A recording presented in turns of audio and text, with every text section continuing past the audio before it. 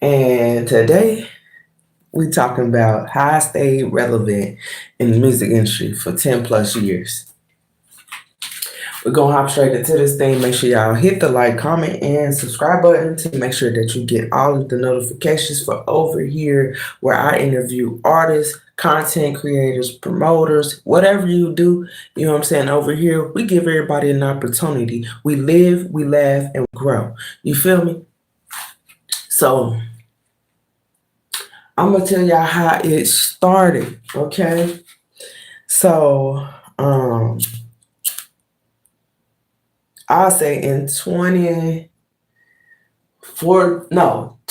2009, I started rapping, okay? Now, I used to record a little shit on my phone, whatever, with the whoop. Fast forward some years later, I started producing probably almost like 6 or 7 years later, all right? Right? So I started producing. I'm doing shit, um, some local artists, whatever, whoop the whoop. And so motherfuckers want to know, like, you know what I'm saying? Like, damn, Shorty be popping out. Like, she pop out at events. I ain't never really performed. So I would say right now, I am more of a recording artist, not a performance artist, okay? Because people fuck with me and they'll listen to me. But, in this day and time, you gotta have. I mean, I got personality and swag. Not saying that motherfuckers don't, you know what I'm saying, rock with me and shit like that. Yes, people rock with me. They fuck with me all the time. But um, I think when people want to support me, they want to support me differently. You know what I'm saying? Um, because I'm starting to realize this whole game, this whole thing is a whole facade. But you know what I'm saying? We ain't talking about that right now. We're talking about how I stay relevant in the music industry for 10 plus years. So I'm gonna give y'all a little bit of the game. As long as you don't never stop, you'll stay relevant. Now, me, I'm consistent, so I drop at least once a year. Come on, now you got to drop at least once a year, unless you somebody like a Rihanna or somebody who got hits over hits over hits over hits. Drop consistently throughout the year. That's the number one stat. Okay, that is the quickest method. You know what I'm saying? And I learned this shit from watching people like Filthy Rich. I mean, it was a once upon a time, like every day this nigga was dropping. I was like, I can't keep up. These are people who inspire me to do what I do. You know what I'm saying? And so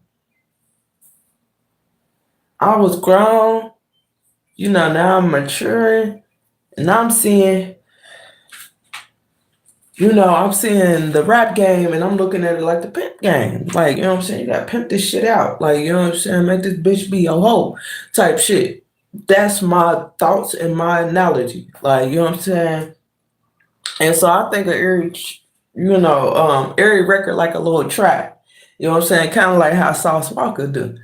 Now me, I would create many albums. I would never do more than 10 songs. I would never do more than 10 songs because that's just too much for the people. They barely consuming one track these days. You know what I'm saying? Like right now, everybody on that 20s, 50s, 100s cash. Going there, go, yeah, bad. Like, so you gotta think, like, what is the method to the madness? And so, a lot of people was like, damn, how Shorty is staying relevant. Like, every year, if I drop a project, motherfuckers is listening. Trust me, they listening and they is searching for me. You know what I'm saying? So I was like, okay. Once I figured out, like, man, I got the people's ears. Where can I take them?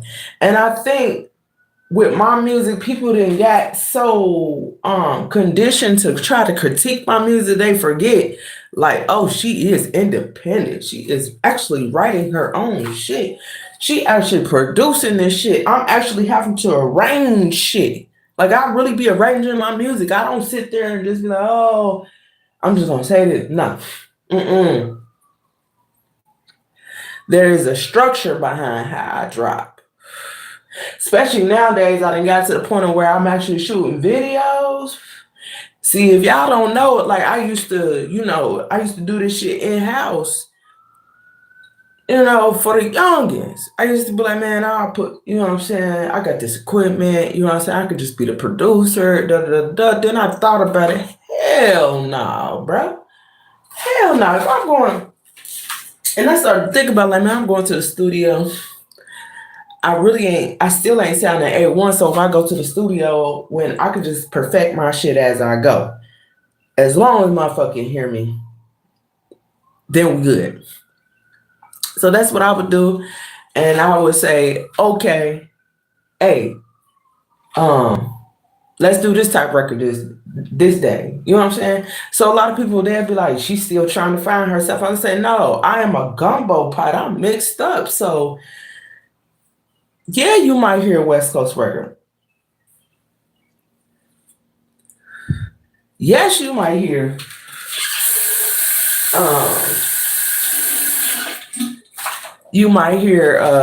a down south record, because that's all in me.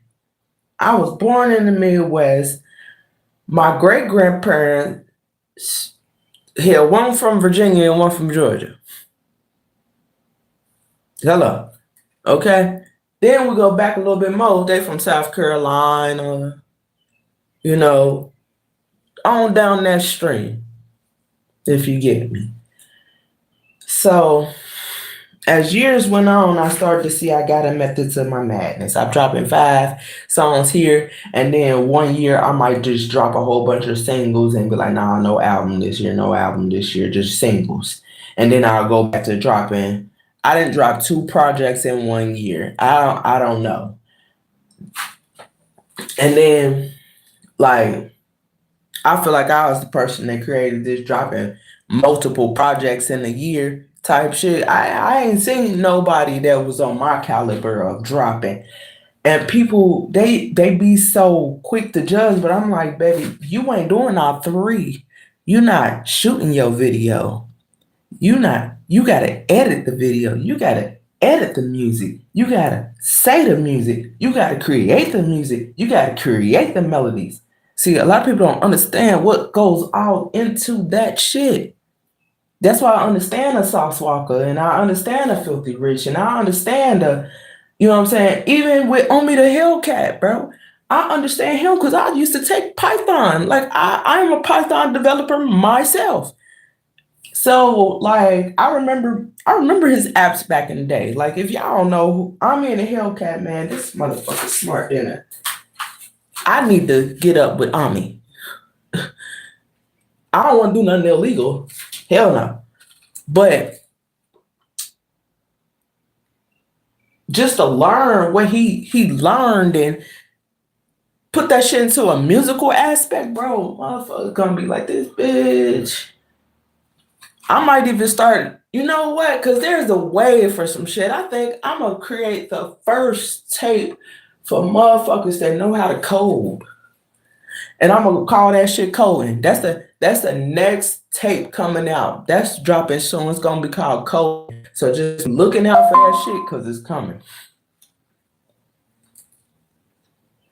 It's coming. Trust and believe that motherfucker coming. So that's how I stay relevant. In today's time, people still come listen to me. I get 100 plays per song. You know what I'm saying? I'm cool with that. A lot of people be like, what?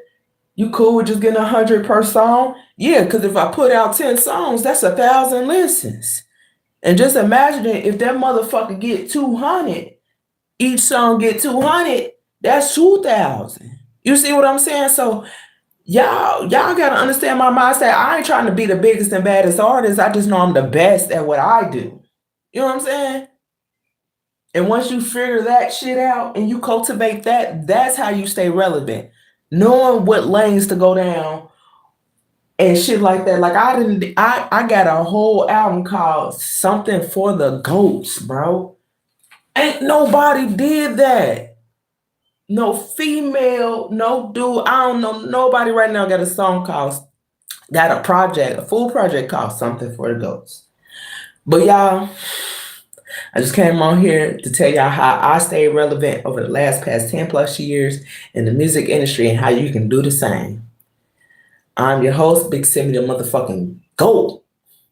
You know what I'm saying? I'm the GOAT. GOAT did that one. That's me. I'm the producer, 100 Beats, Hunnedbeatz. I am her. I love y'all. Peace.